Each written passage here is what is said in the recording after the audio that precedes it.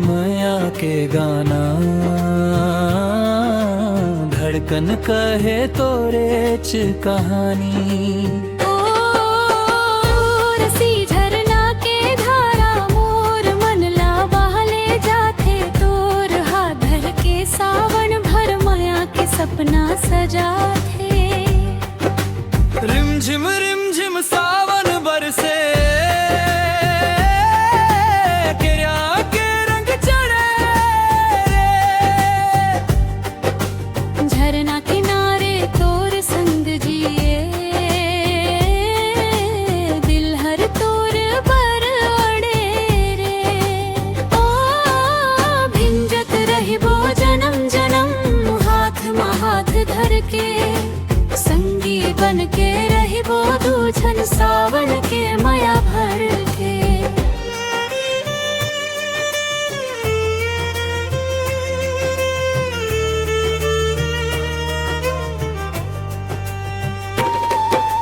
तीर्थगढ़ के झरना गवाही, तोर नैना मोर दुनिया।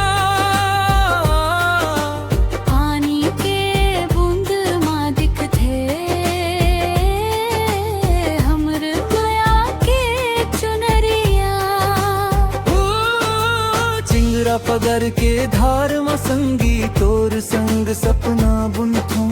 सावन के हर एक बूंद माँ तोर चनाव मैं सुनथूं।